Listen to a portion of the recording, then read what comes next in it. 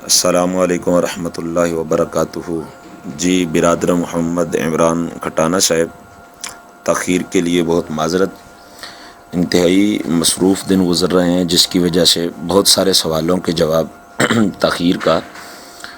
شکار ہو رہے ہیں۔ آپ نے پوچھا کہ وہابی اور دیوبندی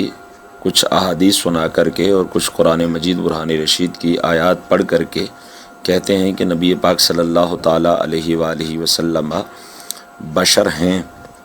لہٰذا امت کی ایک بہت بڑی تعداد ہے کہ جو نبی کریم صلی اللہ تعالیٰ علیہ وسلم کے بشر ہونے کا انکار کرتی ہے۔ تو جو قرآن مجید کی آیات کا انکار کرے اور جو رسول اللہ صلی اللہ تعالیٰ علیہ وسلم کے ارشادات عالیہ کا انکار کرے تو وہ صاحب ایمان کیسے ہو سکتا ہے؟ یہی آپ کے سوال میں پوسٹ کے اینڈ پہ عبارت لکھی ہوئی تھی۔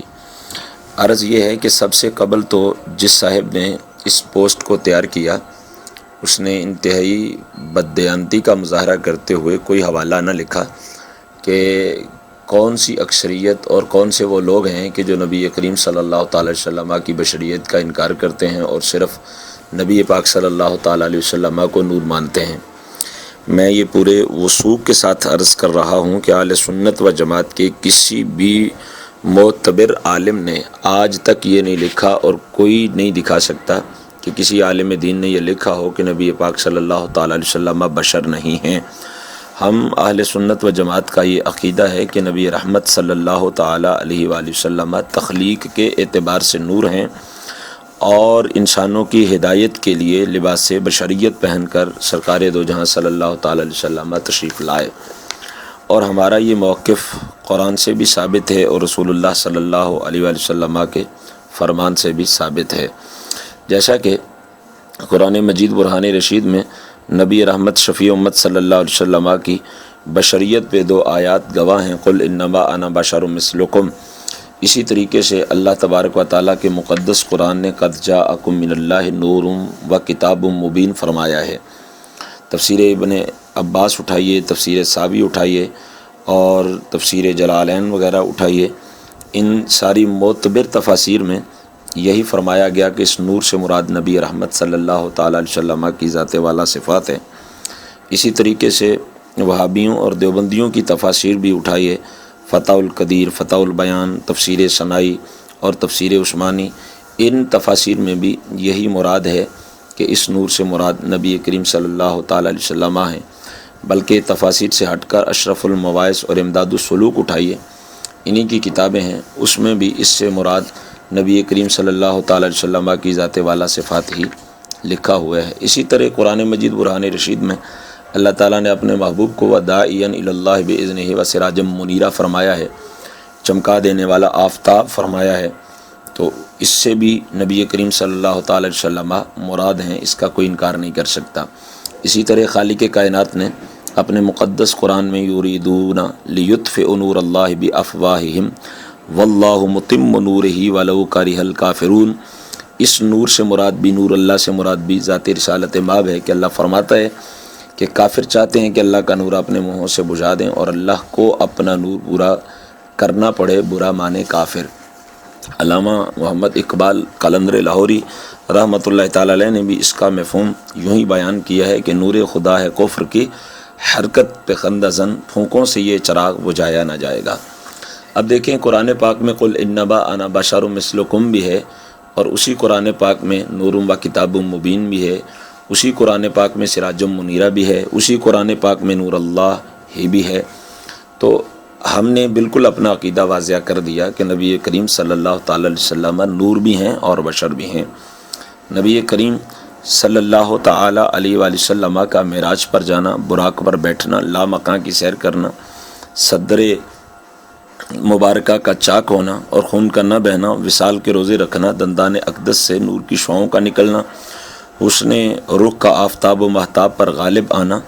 یہ نور ہونے کی دلیل ہے۔ کھانا پینا، بازاروں میں چلنا، فروغ ہدایت کے لیے لو لہان ہونا، نکاح کرنا بے مثال بشر ہونے کی دلیل ہے۔ ہم یہ اپنا عقیدہ واضح کر چکے اور ہمارے اکابرین اپنی کتابوں میں اس کو لکھ چکے کہ ہمارا عقیدہ ہے کہ نبی پاک صلی اللہ تعالیٰ علیہ وسلم نور بھی ہیں اور بشر بھی ہیں، مگر نور بھی نوری مخلوق میں بے مثل اور بشر بھی بشری مخلوق میں بے مثل۔ اگر ایک جملے میں اپنا عقیدہ بیان کرنا چاہوں تو یوں ہے کہ ہم اہل سنت و جماعت کا عقیدہ ہے کہ ہمارے کریم آقا صلی اللہ تعالیٰ علیہ وآلہ وسلم بے مثل نوری بشر ہیں۔ لطف اور مزے کی بات یہ ہے کہ جن لوگوں نے آپ سے سوال کیا اور یہ پوسٹ تیار کی، ان لوگوں کے اکابر نے بھی ہمارے عقیدے کی ترجمانی کی ہے۔ مولانا عبدالحی لکھنوی وہابیوں اور دیوبندیوں کے یہ معتمد اور معتبر عالم دین ہیں۔ وہ التعلیق العجیب صفحہ 13 میں لکھتے ہیں کہ بے شک نبی اکرم صلی اللہ تعالی علیہ وسلم جب دھوپ اور چاندنی میں چلتے تھے تو آپ کا سایہ زمین پر نہیں پڑتا تھا، کیونکہ سایہ کثیف ہوتا ہے اور آپ کی ذات سر سے قدم تک نور ہے۔ اسی طرح حاجی امداد اللہ مہاجر مکی صاحب ہیں، مولانا اشرف علی تھانوی صاحب دیوبندی، خلیل احمد امبیٹوی صاحب، مولانا رشید احمد گنگوئی صاحب، مولانا قاسم ننوتوی صاحب، ان سب کے پیر و مرشد ہیں۔ وہ جہاد اکبر میں لکھتے ہیں نہ پیدا اگر ہوتا احمد کا نور، نہ ہوتا دو عالم کا ہرگز ظہور۔ وہی نالہ امداد غریب میں لکھتے ہیں چہرہ تاباں کو دکھلا دو مجھے، تم سے اے نور خدا فریاد ہے۔ وہی گلزار معرفت میں لکھتے ہیں کہ نور احمد سے منور ہے دو عالم، دیکھو دیکھتے ہو مہ خورشید کی تنویر ابز۔ اسی طریقے سے جو ہے وہ مولانا رشید احمد گنگوئی صاحب نے امداد السلوک میں لکھا کہ اللہ تعالیٰ نے اپنے حبیب پاک صلی اللہ علیہ وسلم کی شان اقدس میں فرمایا کہ طرف خدا سے تمہاری جانب نور آیا اور کتاب مبین آئی، وا مراد از نور ذات پاک حبیب خدا ہست، یعنی کہ نور سے مراد حبیب خدا کی ذات ہے۔ اسی طریقے سے مولانا اشرف علی تھانوی صاحب جو ہیں وہ اشرف المواعظ میں لکھتے ہیں کہ نبی خود نور اور قرآن ملا نور، نہ ہو کیوں مل کے پھر نورن علی نور۔ اور یہی مولانا اشرف علی تھانوی صاحب نشر الطیب فی ذکر نبی الحبیب میں یہ حدیث مبارکہ پہلی فصل میں جو نور محمدی کے بیان میں ہے اس میں نقل کرتے ہیں۔ حضرت جابر بن عبداللہ رضی اللہ تعالیٰ عنہ نے دربار رسالت میں عرض کیا تھا کہ یا رسول اللہ صلی اللہ علیہ وآلہ وسلم ارشاد فرمائیے کہ سب سے پہلے اللہ تعالیٰ نے کس چیز کو پیدا کیا؟ تو رسول اللہ صلی اللہ علیہ وآلہ وسلم نے فرمایا جابر ان اللہ تعالی قد خلق قبل الاشیاء نور نبیک من نورہ، کہ اے جابر بے شک اللہ تعالیٰ نے ہر چیز سے پہلے تیرے نبی کے نور کو اپنے نور سے پیدا فرمایا۔ یہی مولانا اشرف علی تھانوی صاحب دیوبندی اپنی نشر الطیب میں اس حدیث مبارکہ کو پہلی فصل میں لا رہے ہیں۔ مولانا شبیر احمد عثمانی دیوبندی وہ اپنی تفسیر عثمانی میں لکھتے ہیں کہ نور سے خود نبی کریم صلی اللہ تعالی علیہ وسلم اور کتاب مبین سے مراد قرآن کریم ہے۔ اسی طریقے سے مولانا حسین احمد مدنی صاحب تمام علماء دیوبند کا متفقہ فیصلہ اور متفقہ عقیدہ جو ہے وہ اپنی مشہور کتاب الشہاب الثاقب میں نقل کرتے ہیں، اور پیچھے ایک لمبا مضمون ہے کہ ہر چیز اللہ تعالیٰ نے اپنے محبوب صلی اللہ علیہ وسلم کے صدقے سے پیدا فرمائی۔ اور اختتامی کلمات یہ ہیں کہ غرضی کے حقیقت محمدیہ صلی اللہ تعالی علیہ وسلم واسطہ جملہ کمالات عالم و عالمیان ہے، یہی معنی لولا کلمہ خلقت الافلاق اور اول ما خلق اللہ نوری و انا نبی الانبیاء وغیرہ کے ہیں۔ تو وہ بھی مان رہے ہیں کہ نبی کریم صلی اللہ تعالی وسلم نور ہیں، اور آقا کریم کی یہ حدیث اول ما خلق اللہ نوری کہ ہر چیز سے پہلے اللہ نے میرے نور کو تخلیق فرمایا، یہ درست ہے۔ اسی طریقے سے یہ تو دیوبندی اکابر تھے۔ اب آئیں وہابی اکابر غیر مقلدین اہل حدیث، ان کے اکابرین کا عقیدہ بھی میں گوش گزار کرنا چاہوں گا تاکہ انکار کی کوئی صورت نہ رہے۔ اگر اچھے طریقے سے کوئی بندہ اچھی نیت سے اگر کوئی اس جواب کو سن لے تو اس کا عقیدہ درست ہو جائے۔ فتاوی ثنائیہ میں ہے، مولانا ثناء اللہ مرسری وہابی ہیں، غیر مقلد ہیں، فرماتے ہیں کہ ہمارے عقیدے کی تشریح یہ ہے کہ رسول خدا صلی اللہ تعالی علیہ وسلم خدا کے پیدا کیے ہوئے نور ہیں۔ اسی طریقے سے تفسیر ثنائی سورہ مائدہ میں قد جاءکم من اللہ نور، اس کی فرماتے ہیں ترجمہ یعنی تمہارے پاس اللہ کا نور محمد صلی اللہ علیہ وسلم اور روشن کتاب قرآن شریف آئی۔ اسی طرح وہابیوں غیر مقلدین اہل حدیثوں کے مجدد اعظم صدیق حسن خان بھوپالی صاحب، انہوں نے کہا کہ ان کی کتاب ہے حزیرۃ القدس، اس میں کہتے ہیں کہ کہا گیا ہے کہ نور محمدی کا حلول ہند میں منطقی مساوات سے ثابت ہوتا ہے کیونکہ احادیث صحیحہ کی روح سے نور محمدی صلب آدم میں ودیت تھا اور ان کی پیشانی میں روشن تھا، تو واضح ہوا کہ نور محمدی کی ابتدائی جلوہ افروزی ہندوستان میں ہے اور اس کی منتہا عرب ہے، اور آپ کے طفیل ہندوستان کو کافی شرف و فضل حاصل ہوا ہے۔ اور اس مساوات کی تقریر یہ کہ نور محمدی نے حضرت آدم کے ساتھ نزول فرمایا، اور منطق کی کتب میں اس قیاس کی تحقیق تلاش کرو وغیرہ وغیرہ، یعنی وہ یہ کہتے ہیں کہ نور مصطفیٰ صلی اللہ علیہ وسلم صلب آدم میں چونکہ ہندوستان کے پہاڑوں پہ نازل ہوا، حضرت آدم علیہ السلام اترے، تو سب سے پہلے نور مصطفیٰ صلی اللہ تعالیٰ علیہ وسلم نے جو ہے وہ ہندوستان کو مشرف فرمایا۔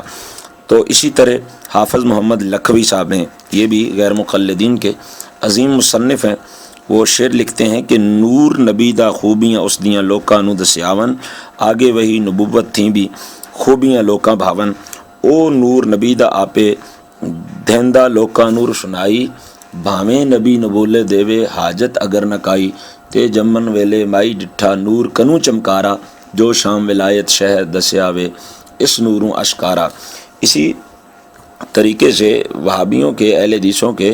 مقتدر عالم ہیں اور بہت بڑے محقق ہیں مولانا سلمان منصور پوری،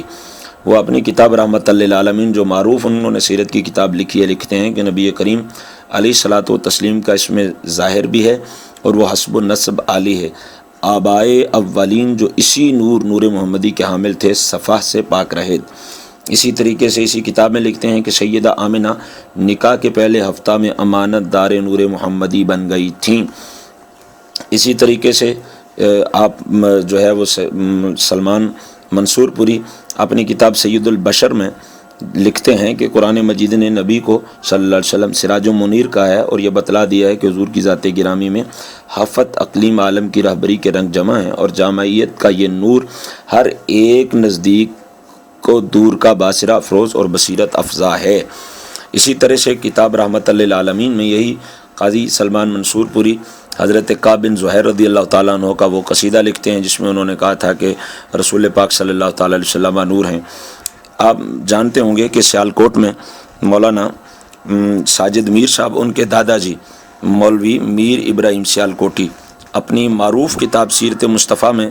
نقل کرتے ہیں کہ حضرت عبد المطلب رضی اللہ تعالیٰ عنہ کی پیشانی میں خدا کے برگزیدہ رسول کا نور تھا، جس کے دیکھنے کے لیے ایسی آنکھ کی ضرورت ہے جس کی نور افزائی